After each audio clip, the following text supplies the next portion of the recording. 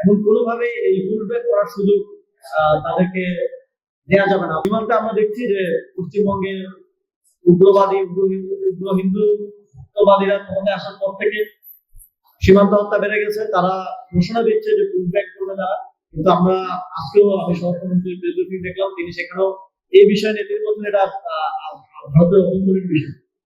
তো সিএ এবং আসামের একটা আইনের কথা বললেন যে সেটা ভারতের অভ্যন্তরীণ বিষয়, কিন্তু যে আইনের ফলে সেখানকার নীতি নির্ধারকরা যে আইনের বাস্তবায়নের মাধ্যম হিসেবে বলছেন যে সেখানে যাদেরকে সন্দেহ হবে তারা ধরে বাংলাদেশে পুলব্যাক করবে, সেটা ভারতের অভ্যন্তরীণ বিষয় থাকে না।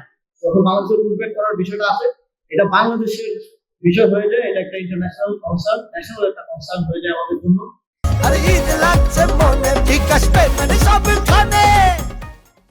আমরা হয়তো ভবিষ্যতে রোহিঙ্গা সংকটের মতো আরো বড় সংকটের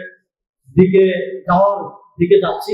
আমরা আসামের নীতি নির্ধারকদের পক্ষ থেকে এই ধরনের কথা শুনছি, এখন পশ্চিমবঙ্গের নীতি নির্ধারকদের পক্ষ থেকে এই ধরনের কথা শুনছি, কিন্তু আমাদের স্বরাষ্ট্রমন্ত্রী এটাকে বলছেন ভারতের অভ্যন্তরীণ বিষয়। তো এই জাতীয় সংকটটাকে আগে অ্যাড্রেস করতে হবে, অ্যাকনোলেজ করতে হবে যে তারা এটা করছে এবং তারা এটা বলছে, এটা আগে স্বরাষ্ট্রমন্ত্রীকে এবং সরকারকে অ্যাকনোলেজ করতে হবে, তারপর এটা সমাধানের জন্য পথ খুঁজতে হবে।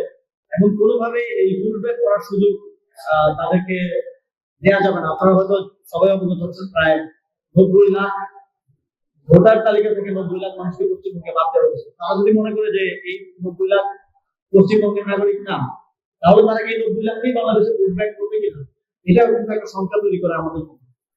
সরকারের বিষয়ে আমরা স্পষ্ট অবস্থান এবং স্পষ্ট রাজনৈতিক বক্তব্য আমরা শুনতে চাই।